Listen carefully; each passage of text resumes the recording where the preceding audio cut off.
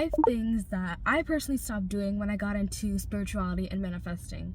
So let's get started. One thing I stopped doing, or very limited to, because we're not human, we're not perfect, gossiping about other people or engaging in gossip about other people. Because remember, our words are spells. Whatever we say casts a spell on ourselves or other people.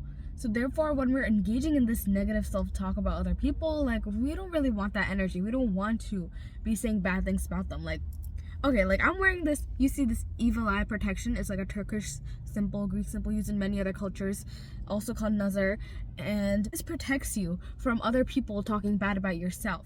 So like, why should I do that? Why should I talk bad about other people?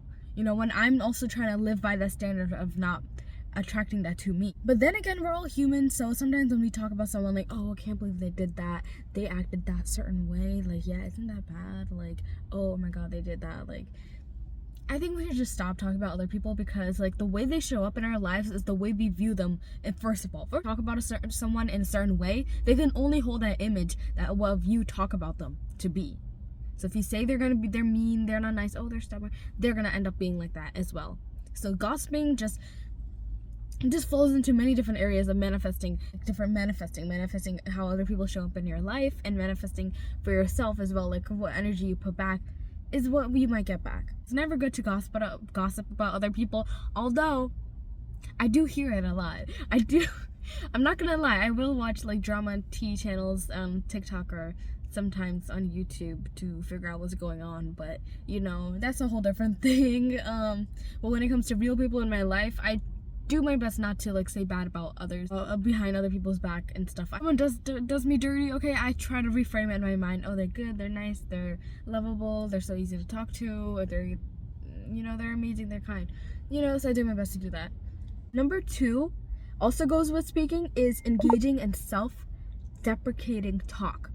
Now, I'm talking about talking bad about yourself, like bad, like, oh my god, yeah, these things are, I'm broke, I'm like that, but I don't want to even say that. Like, people say that so commonly and so often, like, oh, I'm lazy, yeah, I didn't do that, and people just love to like soak in that misery together, especially when you're with their friends or with like people like around your age. They just love talking bad about themselves in order to relate to others, in order to appeal to others. They love putting themselves down.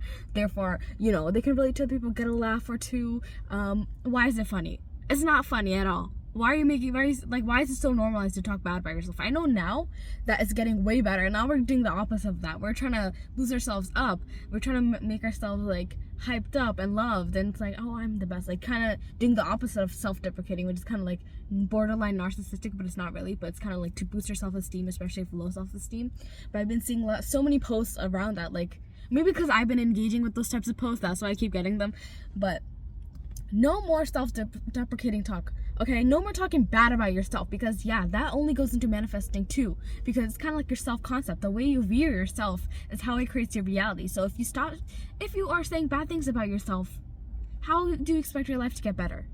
Yourself, you are you. You're the one creating your reality. So if you're saying bad things about yourself, that, oh, I can't get this, I can't get that, yeah, life is like this, life is like that, then your life is gonna be like that. Like, I don't know what else to say. Oh, like, people around me would just talk bad about themselves. And I never did that before, honestly. I would always say stuff like, oh, when I was in elementary school, I'm awesome, I'm the best, like stuff like that all the time.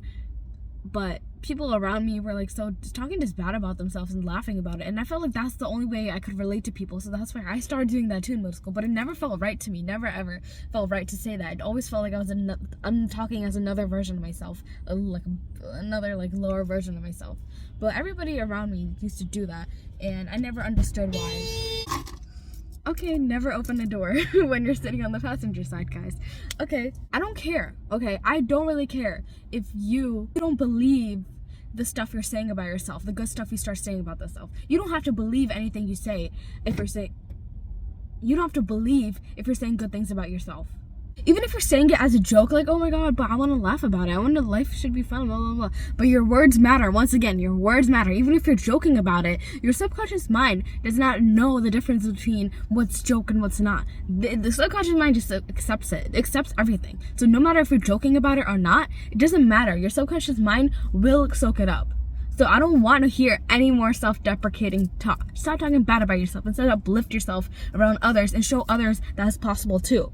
Inspire others to talk good about themselves, like, so we all can be uplifted, powerful, and empowered, inspired. And I don't see that much problem today, but I just want to say, like a few years back, I know it was such a big problem, like among what I was seeing in my reality, like people just talking bad about themselves all the time. Like, no, we don't want to do that. I still see it sometimes currently around me as well, but I just do my best to not really engage in that at all, because there's no point of talking bad about yourself when we know that your subconscious mind will accept it whether it's joke or not. Instead, joke about being rich. I'm so rich, oh my god, I can definitely afford that. I can afford 500 of these. I can afford the whole store. Like, you know, saying stuff like that instead, joking about that stuff instead of the opposite. You know, it makes such a big difference, especially for joking about the opposite. Like, that easily will accept because you're having fun about it, you're lighthearted about it. Like, it's so much better. It's such a big difference. Okay, the third thing is being aware of what you consume right when you wake up and right before you go to sleep. Now, this one is important because your subconscious mind is most opened up and available at those times when you're in the relaxed theta state. Since your subconscious mind is most available at those times, why wouldn't you consume amazing, wonderful content, affirmations, subliminals, meditate, scripting, doing some stretches, or doing something more positive, things that put you in the right state of mind of having what you want. So that's why it's so important, because it sets you up for the next day. Whether you visualize about it, whether you do whatever about it, it's important to keep a positive state of mind. So I don't recommend also using your phone, and I know sometimes that you can, like, maybe you just turn your notifications off or you look at your phone for affirmations and stuff. That's okay.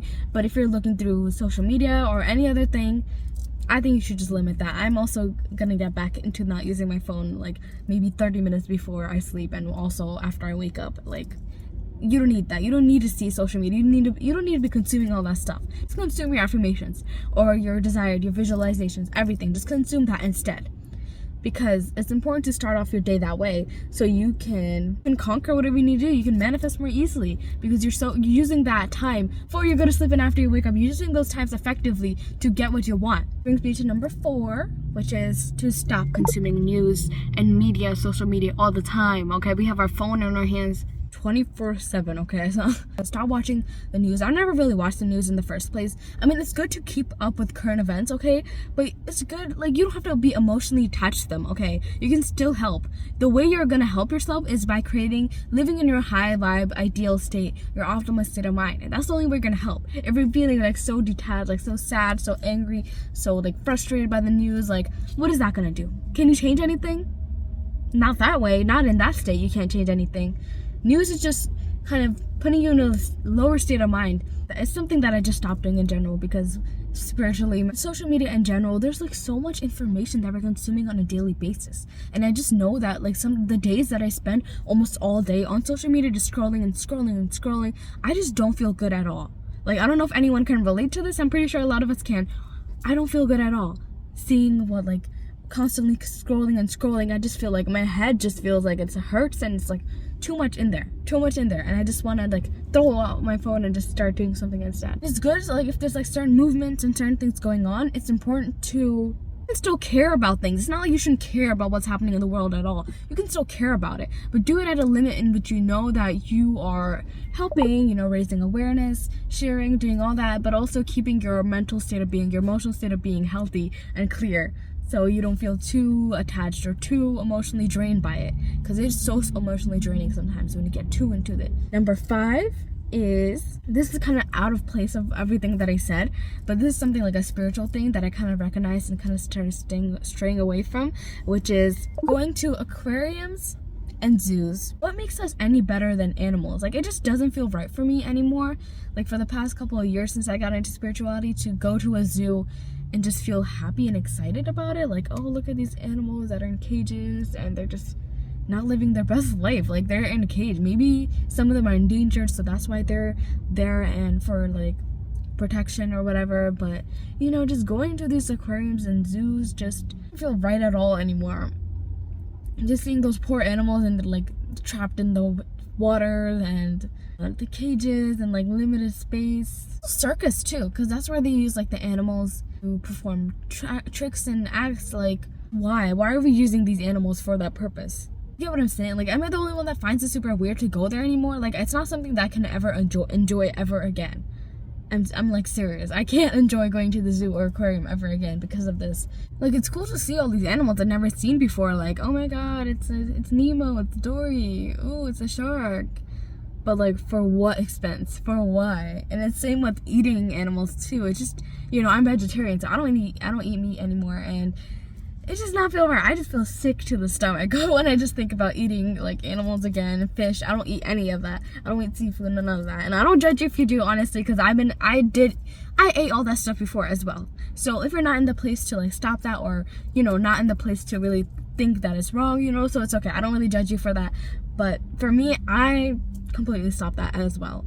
That's all I have for today's video. Let me know in the comments below how you feel. What did you stop doing after you got into spirituality and manifesting? These are the top 5 things that I'm sharing, and there's probably more stuff, but this is the only stuff I shared. Let me know in the comments below. You are enough. You deserve the best, and I hope to see you soon. Bye.